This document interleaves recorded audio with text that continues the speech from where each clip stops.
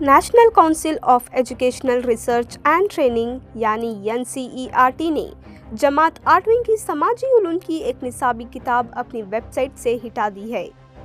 یہ قدم اس وقت اٹھایا گیا جب سپریم کورٹ آف انڈیا نے عدلیہ میں مبینہ بدعنوانی سے متعلق ایک باب پر از خود نوٹس لیا۔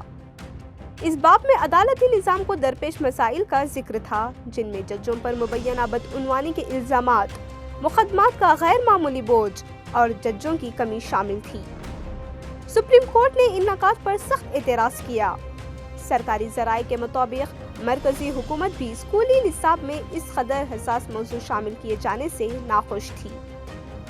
یہ معاملہ اس وقت سامنے آیا جب چیف جسٹس آف انڈیا سوریہ کانت کی قیادت میں 3 ججوں کی بینچ، جس میں جسٹس جوائمالا بگچی اور جسٹس وپل پنچولی شامل تھے، انہوں نے اس پر کارروائی کی۔ سینئر وکلا کپل سبل اور ابھیشیک سنگھوی نے عدالت کے سامنے اس باب پر اپنے تحفظات رکھے تھے۔ چیف جسٹس نے واضح طور پر کہا کہ عدلیہ کی دیانت اور ساکھ پر سوال نہیں اٹھایا جا سکتا۔ نکالے گئے باب میں بتایا گیا تھا کہ سپریم کورٹ میں تقریباً 81,000 مقدمات زیر التوا ہیں۔ ہائی کورٹس میں 62 لاکھ سے زائد کیسز، جبکہ ضلعی عدالتوں میں تقریباً 4,70,00,000 مقدمات پینڈنگ ہیں۔ اس میں شکایت کے اندرونی نظام جیسے CPG ریمز کا بھی حوالہ دیا گیا تھا۔ باب میں سابق چیف جسٹس BR گوئی کا ایک بیان بھی شامل تھا۔ تاہم حکام کا کہنا ہے کہ یہ بیان سیاق و سباق سے ہٹ کر پیش کیا گیا اور اس باب پر قانون کی وزارت سے کوئی مشورہ نہیں لیا گیا۔ NCERT کا کہنا ہے کہ اس باب کا ماہرین مضمون کے ذریعے دوبارہ جائزہ لیا جا رہا ہے۔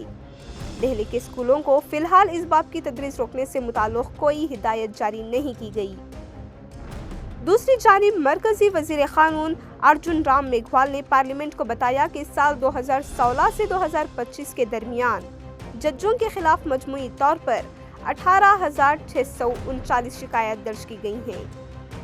سابق وزیر قانون اشونی کمار نے سپریم کورٹ کے فوری اور سخت رد عمل کی تعریف کی۔